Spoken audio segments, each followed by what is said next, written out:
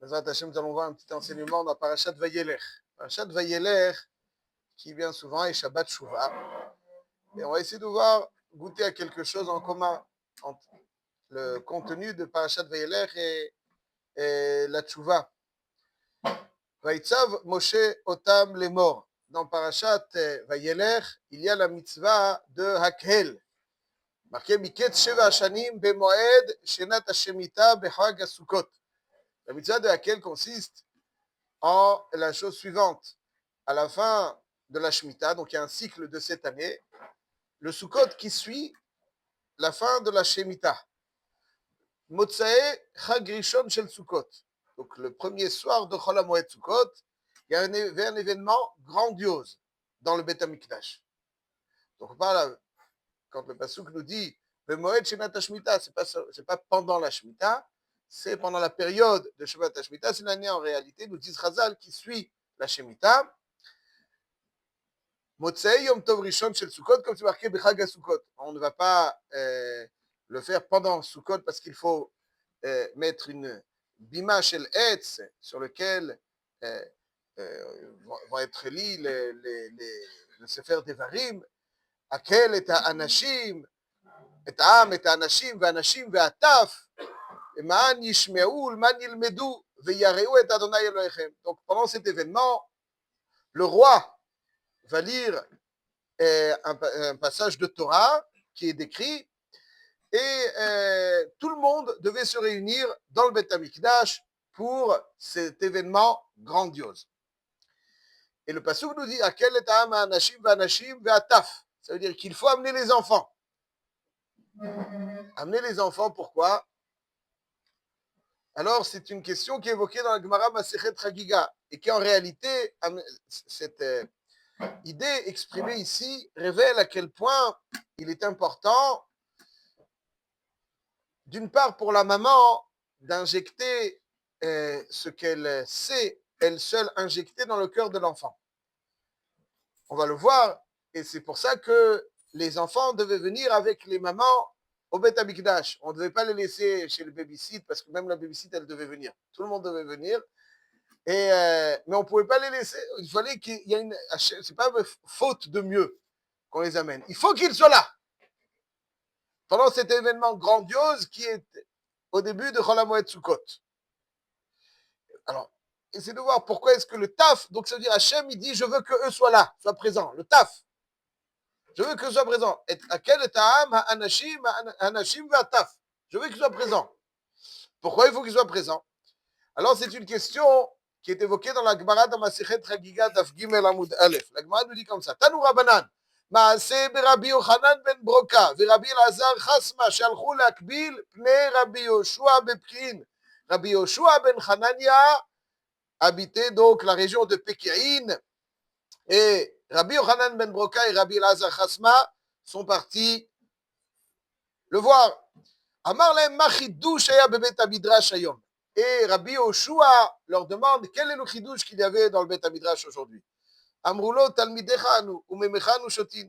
Nous sommes tes élèves qui sommes venus nous abreuver de ton eau. Tu nous demandes, nous, de parler. C'est chez toi qu'on est venu étudier. Amar lahem afal piken, yefshar le Bet Midrash blo chidouche. Il dit non, à chaque fois qu'il y a un Bet Midrash, il ne peut pas y avoir un Bet Midrash sans chidouche. Il y a toujours un chidouche, quelque chose qui a été rajouté. Shabbat shel mi haïta. C'est qui devait faire la dracha ce Shabbat? Puisque comme on le sait, après ce qui est décrit dans Magmarad Masechet Brachot, Chavzein Amud Bet, Chafret Amud Aleph, il y avait donc un tumulte à l'époque de la Nesiut de Rabban Gamliel qui a imposé plusieurs fois à Rabbi Yoshua ben Hanania de rester debout, Tfilat Arvit Rovat, Tfilat Arvit Reshut, etc. Jusqu'à que les gens ont trouvé que Rabban Gamliel était trop rigoureux et qu'ils ont demandé à le remplacer. Finalement, qui est-ce qui va le remplacer? Rabbi Elazar ben Azaria. Mais après, Rabban Gamliel a été remis à son niveau. Alors, une fois qu'on a été remis Rabban Gamliel, dans les contextes décrits dans la Gemara, dans Masechet Brachot, alors qu'est-ce qu'on fait avec Rabbi Elazar ben Azaria? Alors, il dit Rabbi Akiva, qu'est-ce qu'on va faire? Quoi? On va lui dire, ok, c'est très gentil pour la période pour laquelle tu étais nassi, maintenant, s'il te plaît, dispose. Non, en kazenava. Ma'alin ba kodesh ve en moridin.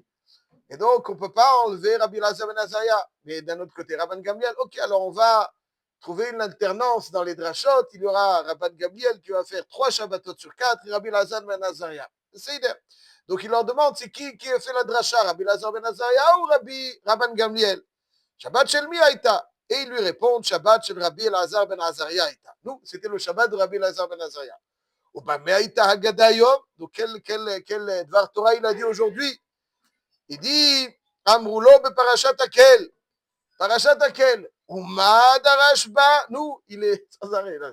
Nous, il a parlé de parashat Akel. Et quel est donc le Dvar Torah qu'il a dit au sujet de parashat Akel? Et là-dessus, répondent Rabbi Yochanan ben Brokai, Rabbi Lazar Chasma. Il y a marqué Akel et Ta'am, Anashim ve'ataf. Im Anashim ba'im lilmod, Nashim ba'ot lishmoa. Taf lama ba'im. Pourquoi Hachem souhaite que le taf, les enfants en bas âge, soient présents le jour de Hakel? Kedei liten sachar limvi'en. C'est pour donner une récompense à celle qui les amène. Fin de citation. Amar lahem, Margalit tova ita biyedchem, ubikeshtem la'abda mimeni. Vous aviez une pierre précieuse que vous avez cherché à m'en priver. Une pierre précieuse comme ça. Comme ça, vous... Bon, c'est une Gemara intéressante. Qu'est-ce que c'est marqué dans cette Gemara? Taflam abaïm, c'est-à-dire quoi? L'ilmod? Non, ils ne comprennent pas. L'ishmoa, ils ne comprennent pas. Lama abaïm? Lama abaïm, liten sachar limviem. Pourquoi ils viennent? Pour donner un sachar à celle qui les amène. S'ils viennent ici, ils ne comprennent rien. Alors, c'est quel sachar tu as? Quoi, l'effort, Stam, l'effort, on les a portés, c'est ça le sachar. Et Rabbi Yoshua, il a adoré. Margalit tova itabi edchem ou bikashtem l'abda mimeni. Mais voilà, s'ils comprennent, alors ils viennent parce qu'ils comprennent. Et là-bas, ils ne comprennent pas. Nous, alors s'ils ne comprennent pas, alors quel sachar à quoi bon les amener? C'est marqué ici dans ces cas. Ten sachar le miviem. À quoi ça sert? Sachar. S'il y a une récompense, c'est qu'il y a un intérêt. Il n'y a pas de récompense sans intérêt. Alors quel intérêt il y a? Et c'est Rabbi Yoshua qui dit ça. Le Yesod et Yesodot, en fait, il y a 2 facettes très complémentaires à l'explication de Sachar Tov Lemvien. La première est dite par Rabbi Nathan Aibeshitz dans son Sefer Ahavat Yehonatan.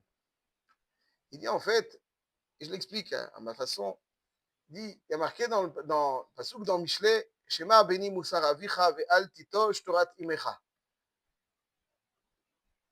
Shlomo HaMelech donne pour conseil à quelqu'un d'entendre les remontrances de son père. On a tendance des fois un petit peu à se contracter, à ne pas trop prêter oreille au moussard du père.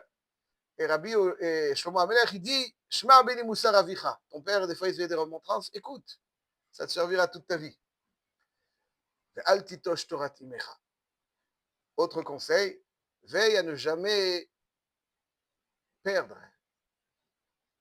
abandonner, négliger Torah Timecha, la Torah que ta mère t'a injectée. Quelle est donc cette Torah que la mère injecte? La mère, elle injecte de la Torah.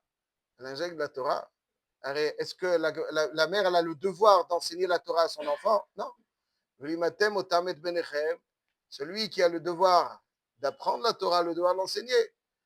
Les femmes sont exemptes du devoir d'enseigner la Torah à leurs enfants. Le chiyuv de Horaïta, selon tous les avis, c'est d'un père enseigner la Torah à son enfant. Il a un devoir. Maintenant, il ne le fait pas personnellement, il paye l'école. Et l'école, donc, va lui enseigner à sa place. C'est un devoir absolu d'enseigner la Torah à son enfant. C'est un devoir absolu. Qui a un combo père, pas la mère.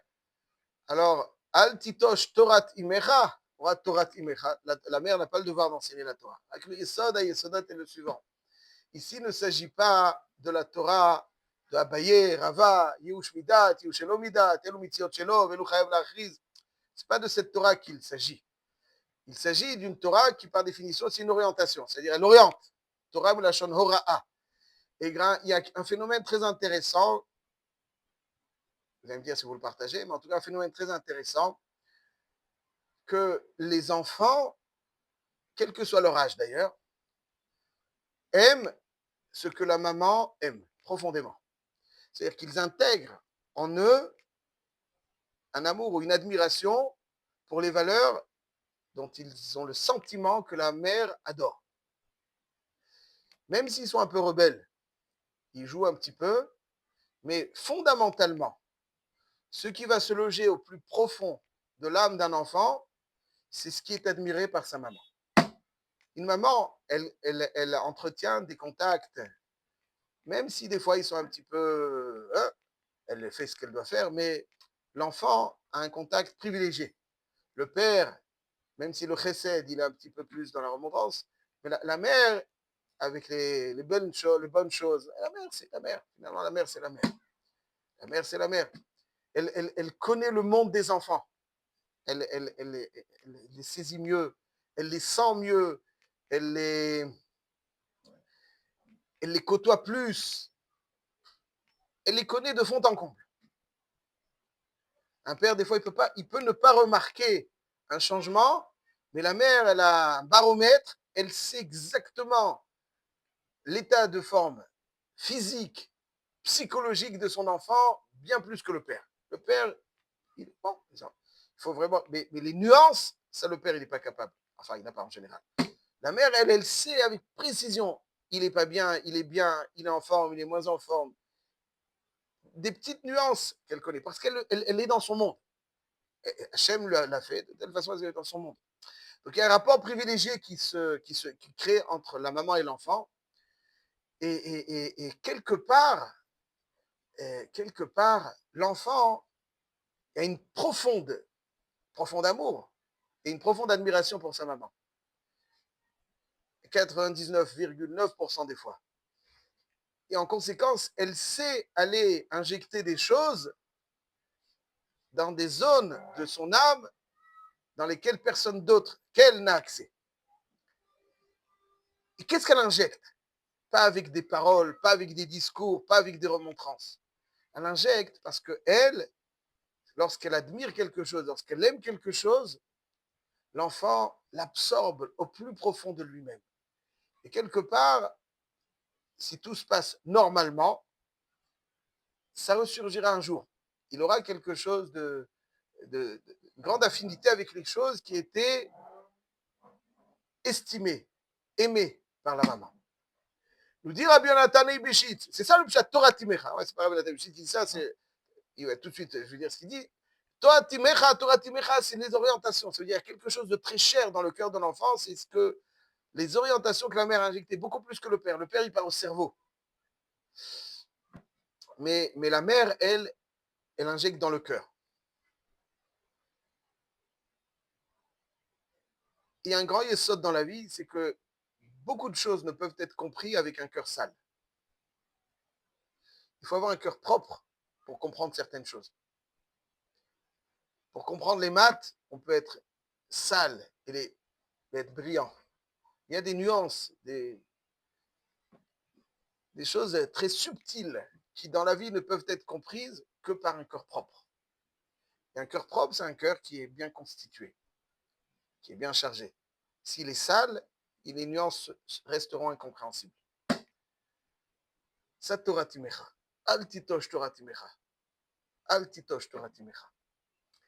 Quand la maman amène son enfant voit la maman se déplacer depuis Haïfa ou depuis là où elle loge en Yerushalayim vers le Beth Amikdash. Et Nashim Ba'ot Lishmoa, et l'enfant observe sa maman en train de tenter d'écouter. Il n'y a pas de micro. D'écouter le Kohen. Elle vient. Et donc, cet effort que la maman fait, cet encouragement qu'elle indirectement offre à son enfant, c'est ça qui restera gravé dans le cœur de l'enfant, dans la conscience profonde de l'enfant. Et c'est ça qui va l'accompagner tout au long de sa vie. Et tout ce qu'il fera, quelque part, sera généré par ce que la maman a ancré en lui, a injecté en lui. Et donc, elle a une part, très grande part, dans tout ce que l'enfant fera.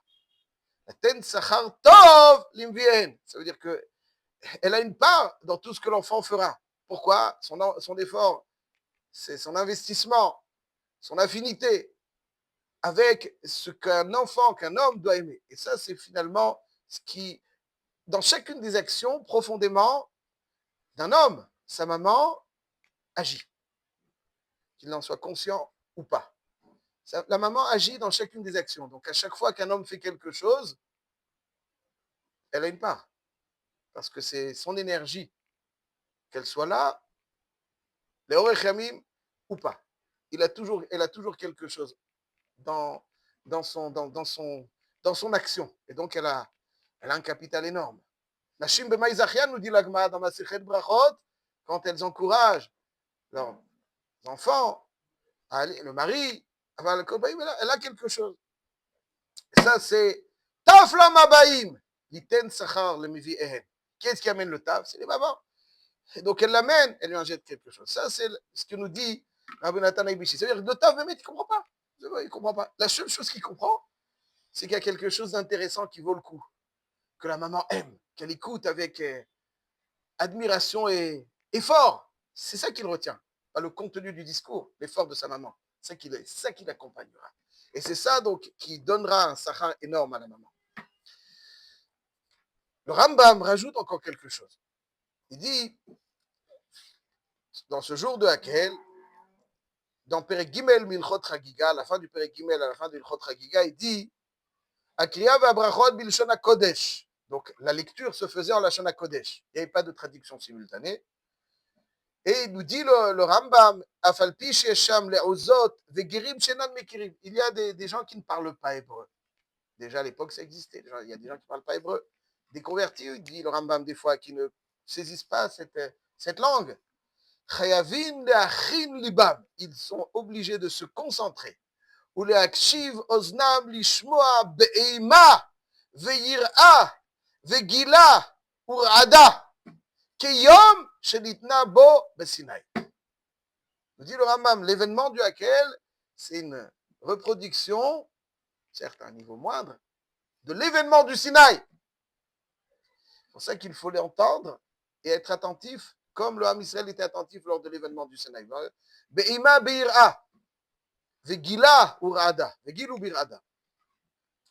Et poursuit le Rambam. C'est-à-dire, ils ne comprennent rien. Ils ne comprennent pas. Il faut qu'ils écoutent. Afilu chachamim gdolim. שיודעים כל התורה כולה, כסי מחדש לי, tu vas lire la Torah, il la connaît par cœur. חייבים לשמוע בכוונה גדולה יתרה. כוונה גדולה יתרה, avec une extrême concentration. ומי שאינו יכול לשמוע, des fois le roi était loin, לא יכול לשמוע, בכוון ליבו לקריאה זוהי, il adhère. שלא קבעה כתוב, nous dit le Rambam, l'objectif du Hakel, c'est pas uniquement de saisir, d'apprendre un cri douche dans le contenu du discours. Parce qu'il y en a qui ne comprennent pas, et il y en a qui savent déjà. Mais les chazek data emet, c'est pour renforcer data emet. Ve'yir'e atzmo keilu ata nitztave ba u'bipi ha'gvura shoma. Maintenant, comme si maintenant il recevait la Torah, she'amelech shaliach hu le'ashmi'a divrei ha'el. Melech shaliach hu le'ashmi'a divrei ha'el. Donc ça veut dire qu'il y avait une reproduction du Mamad Arsinaï. Et donc quelque part, c'est au-delà du contenu, de la compréhension du contenu, c'est l'événement qui était important. Donc l'événement, même pour les adultes, le guerre, il ne vient pas avec sa maman, il vient tout seul. Aval, le fait d'assister à un événement qui est grandiose, c'est quelque chose qui renforce le cœur des Data Emet. Et là, mes chers amis, ça c'est pour ça que Rabbi Yoshua aime l'explication de Rabbi Lazar. Donc tout cela est entré. Bien sûr, la maman, le lien qui est entre la maman et l'enfant, il est particulier, mais aussi l'enfant va voir sa maman, mais il va assister à un événement grandiose. Tout cela est enfoui dans cette explication de Rabbi Elazar ben Azariah. Là, Rabbi Yoshua, qui, par expérience, nous dit le Meshech Chochma, comment Rabbi Yoshua ben Hanania est devenu Rabbi Yoshua ben Hanania? Ashrei Yoladto. Et Chazal nous dit, Ashrei Yoladto, heureux sa maman qui l'a engendré. Pourquoi? Parce qu'elle l'a amené dans le berceau, pour entendre le tumulte du Beth Midrash. Il comprenait, il était nourrisson. Mais il y a quelque chose vraisemblablement qui est absorbé par un enfant de quelques mois. Il y en a qui vont dire même lorsqu'il est même dans le ventre de sa maman, il absorbe déjà des choses. Ouais, comme ça, ils disent. Mais en tout cas, ici dans Chazal, ce qu'on voit, c'est que Rabbi Yoshua ben Hanania a absorbé des choses. Il est devenu. Rabbi Yoshua ben Hanania, d'ailleurs, précisons-le, on peut développer un petit peu, c'est pas le moment trop de rallonger. Mais ce qu'on peut dire, Rabbi Yoshua ben Hanania, c'était toujours celui qui, dans les disputations, était là et il balayait tout celui. Pourquoi? Parce qu'il était pur.